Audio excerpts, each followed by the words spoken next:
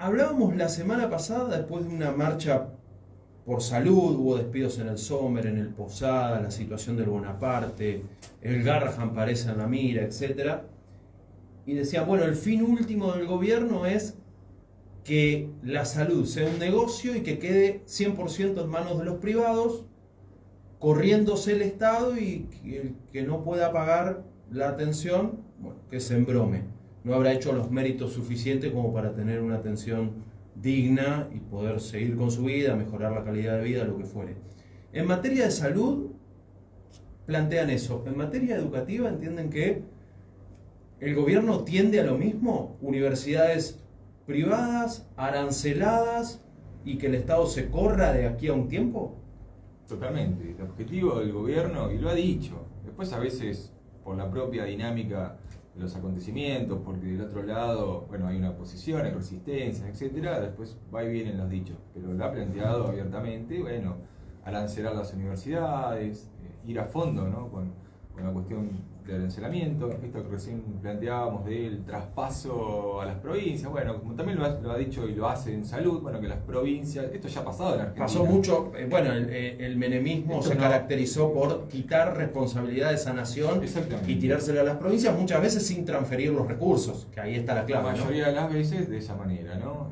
Se dictan leyes de transferencias de competencias, por ejemplo, educativas. Las provincias absorben eso con los mínimos recursos, con muy pocos recursos del Estado Nacional. Bueno, me parece que el proyecto de fondo que tiene el gobierno es eso. Yo siempre me acuerdo de cuando Milei estaba en campaña, creo que ya cuando había entrado en el balotaje, ese día que en una pizarra afuera el CONICET, afuera eso. Sí, iba arrancando los papelitos. Bueno, el CONICET fue uno de los blancos de ataque del gobierno, ¿no? Afuera la ciencia, dice, bueno, esto no sirve para nada, lo que no pueda ser absorbido por los privados quiere decir que no sirve. Bueno, y con eso nos encontramos con absurdos donde no tenemos caminos, no tenemos rutas, vamos por las rutas nacionales más cercanas, ¿no? De ruta 5, ruta 7, y los pastos que siguen creciendo, los pozos se van a multiplicar, y esto lleva un año. Imaginemos esto dentro de 4 o 5 años, o si sigue una locura de este tipo. Bueno, en las universidades estamos en un proceso parecido. Sí, que una ruta, bueno, puede derivar en accidentes, etcétera, pero en algún momento con una máquina la arreglás. Ahora, si se te van personas muy calificadas, con mucho estudio, que formaste y que como Estado te salió dinero formar, porque en definitiva, si lo hicieron en el ámbito público, hubo una inversión ahí que a veces no se ve o que pasa de largo, pero que estuvo presente, etcétera, es un valor y es una pérdida que no es muy fácil de cuantificar, pero que suele ser muy grande. A ver, cuantitativamente, en términos de cuantificar eso, puede ser difícil de hacerlo, pero desde el punto de vista, es que se puede hacer también, pero digo, desde el punto de vista fundamentalmente cualitativo, bueno, es una pérdida tremenda, y yo diría irrecuperable tal vez por una generación. Si sigue esta tónica, ¿no? Con este gobierno, en esta línea donde no interesan la formación, por ejemplo, de recursos humanos, formar un investigador, formar un profesional, ¿no? En cualquier área, pero después un investigador, un científico, es una tarea que lleva por lo menos 15 años, para que desde que empieza a estudiar hasta que tiene autonomía, ese investigador son por lo menos 15 años, de ahí para adelante. Bueno, es una pérdida enorme en distintas áreas, que van desde las ciencias exactas hasta las ciencias sociales, pasando por las distintas disciplinas científicas. Y eso, bueno, el hecho de que no haya motivación para estudiar eso, para seguir los estudios, ¿no? Porque también el gobierno desalienta esta idea, ¿para qué vas a estudiar una carrera larga? ¿No? Si está la cuestión del emprendedurismo, si podés buscar algún negocio y con eso salir adelante, no estudies, no es necesario, ¿no? Eso está muy en boga también. Y después, bueno, los que ya están trabajando, esto de gana más un laburante de X sector, lo que tal vez solo terminó la secundaria, que una persona que es licenciada, que es ingeniera, y si vas a los números, en muchos casos es verídico, pero no puede funcionar como una regla, digamos. Sí, además, recién decíamos, bueno, es difícil cuantificar eso, pero estamos hablando, para también poner algunos parámetros, de que las universidades, en líneas generales, le implican al Estado Nacional el 1% del PBI, quizás menos. No estamos hablando de que la Universidad Nacional se lleva el 20%, el 10% del PBI, no, es el 1% del PBI y a veces menos. Entonces, no es que estamos hablando que porque hay universidades nacionales se dejan de asistir a otras áreas prioritarias. No, al contrario, dentro de las áreas prioritarias tienen que estar las universidades nacionales y además, en términos educativos, las universidades nacionales, en términos educativos y presupuestarios, es la única dependencia del Estado Nacional, directa. Porque después los sistemas obligatorios educativos, desde inicial hasta secundaria e incluso terciario también, bueno, dependen de las provincias, con algún aporte más o menos del Estado Nacional, pero en líneas generales, quien se hace cargo de eso, bueno, desde el punto de vista presupuestario, son las provincias. Entonces, la única responsabilidad presupuestaria que tiene el gobierno nacional para con la educación es con las universidades nacionales, no hay otra. Patricio, ahora, ese estudiante que de manera permanente va quedando en medio de esta situación de paros,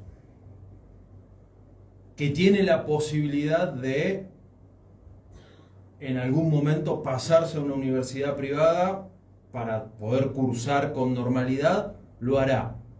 Y el estudiante que no tiene esa chance, está buena la pregunta, pierde permanentemente contenido, desarrollo, crecimiento. Está buena la pregunta. ¿Y en qué sentido es interesante la pregunta? ¿Te acordás el año pasado cuando después del veto, ¿no? Lo que pasó de que la Cámara de Senadores ratificó el veto presidencial, etcétera? Bueno, vinieron una oleada de tomas estudiantiles, ¿no? En todo el país. Sí, en Luján incluido. La UNLU fue parte de ese. Hubo estudiantes que se quedaron, pasaron la noche en la universidad y demás. En Luján, en la sede de Luján, en la sede de San Miguel, etcétera. Bueno, y en las asambleas, ¿no? Donde se discutía qué hacer, si se tomaba o no se tomaba la universidad, qué características iba a tener la toma, si era toma total, había, bueno, esos debates.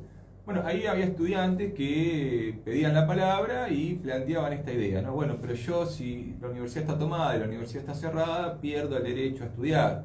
Ya durante el año hubo X cantidad de paros y perdimos determinados contenidos, etcétera, etcétera. Entonces se planteaban estos debates.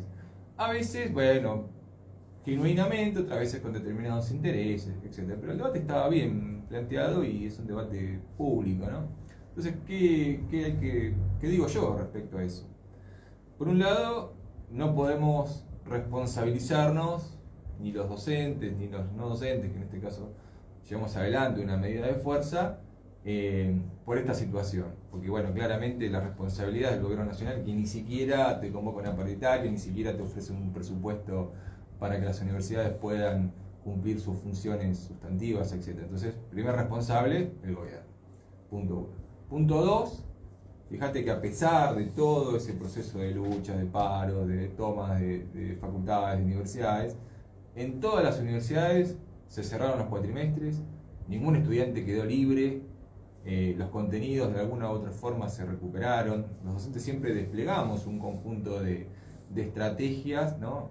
Es verdad, algo se pierde, pero en líneas generales desplegamos un conjunto de estrategias académicas, pedagógicas, que permite, ¿no? Que no se pierdan los contenidos centrales. Inclusive, fíjate que lo hicimos en pandemia, ¿no? Cuando todavía no sabíamos ni siquiera cómo funcionaba un Zoom, porque en ese momento estábamos encontrándonos con esa novedad tecnológica. Bueno, se llevaron adelante las clases primero de forma asincrónica, después de forma sincrónica, y pudimos ir de la forma que encontramos. Tal vez no fue la mejor, pero las herramientas que teníamos en ese momento. Y bueno, los estudiantes no perdieron las cursadas, nadie perdió la cursada, nadie quedó libre, se pudieron dictar las clases, se pudieron seguir los contenidos, y lo mismo pasó el año pasado y seguramente pase este año. Y a los estudiantes, me parece, también a los docentes, me parece genuino y fundamental, ¿no? Que haya un interés por no perder días de estudio, ¿no? Que haya un interés por seguir adelante con las asignaturas, con las cursadas, etc. Pero si no, el primer interés tiene que ser que si no defendemos, si no luchamos por la universidad pública, el resto se va a caer todo, o sea, no se va a poder seguir estudiando. Si el año pasado no conseguíamos que nos den ese aumento para los gastos de funcionamiento, ¿y qué hace? Se apagaban las luces y directamente no, Sí, en no había lugar de universidades. 8, 10, 20 días de paro en un año, No había va a haber universidad. puertas cerradas directamente, decís. Y- Esa es la conclusión. Es así, y bueno, en situaciones distintas, pero bueno, la UNLU ya experimentó un cierre. Sí, No claro, es que en estamos dictadura. hablando- Otro contexto, por pero... eso, en situaciones distintas, pero Sí. la UNLU atravesó un cierre. Y el gobierno, bueno, si tiene que arancelar y tiene que recortar, y si no hay lucha, la cierra. A ver, el gobierno va probando. Si ve que pasa y no hay oposición, ¿no? de los trabajadores, en este caso de estudiantes, docentes, no docentes, y bueno, va avanzando y va recortando todo lo que puede hacer. Eso por un lado. Y después también me parece que a veces en las universidades, en general, los ajustes, ¿no? Esta línea de ajustes que va desde arriba, desde el Estado Nacional hacia abajo, es decir, hasta las universidades, bueno, las universidades están también a veces en una situación de autoajuste. Bueno, ¿qué hacemos? Tenemos 3 pesos y tenemos que distribuirlo de esta forma, no alcanza. ¿Y cómo hacemos? Y bueno, vamos recortando de acá, sacamos Sí, un sí. poquito de becas estudiantiles, dejamos de pintar, dejamos de hacer esto, lo otro. Donde antes trabajaban 4 docentes, y bueno, ahora son 3. Un docente se jubiló y bueno, ese cargo listo, queda cesante, queda vacante, no entra ningún docente, eso también supone una sobrecarga laboral para otros docentes. O sea, ayer hablaba con un montón de compañeros que me decían, mirá, tengo 4 comisiones a cargo y me están pidiendo tener una quinta, una sexta, porque se jubiló tal docente y no hay presupuesto para tomar a otra persona. Bueno, eso está pasando en las universidades. Digo, pasa en todo el país, no es que pasa en Luján, no, pasa en todo el país. Tenemos la situación de las obras sociales. Las obras sociales universitarias, quiebra total. Quiebra total porque tenemos los salarios destruidos y los costos son enormes. Los costos en el sector de salud son enormes, las prestaciones. Entonces, bueno, la cuenta es muy sencilla. Entran 10, se gastan 20. Hay una serie de ahorros de inversiones, bueno, eso se va terminando. ¿Cuánto queda ahí? Muy poco.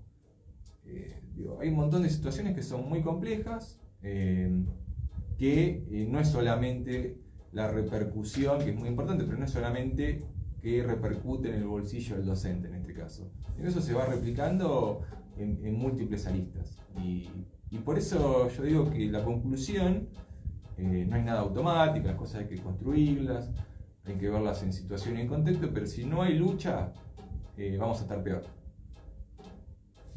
Si la lucha nos va a llevar, o hasta dónde nos va a llevar, bueno, no lo sabemos. No podemos aventurar un resultado, pero sí aventurar y decir con cierta claridad de que si no hay una organización que luche de docentes, también necesitamos la organización de los estudiantes, eso es fundamental. El año pasado las tomas fueron muy importantes, ¿no? Porque se decía, bueno, el movimiento estudiantil, ¿dónde está? ¿No? Que tiene toda una tradición y una historia muy importante en Argentina. Bueno, ahí mostró que el movimiento estudiantil puede estar presente con una reactivación. En las movilizaciones, bueno, hubo muchos estudiantes, muchísimos estudiantes en todo el país. Necesitamos eso también, esa famosa unidad docente-estudiantil, trabajadores no docentes también, porque si no avanzamos en esa dirección, vamos a estar peor. Esa es la realidad, porque es un gobierno, como decía hace un ratito, es un gobierno que no le interesa la universidad, al contrario, es hostil, completamente hostil a las universidades nacionales. Patricio, gracias por la visita. Gracias por dejarme expresar y bueno, siempre es interesante estas charlas.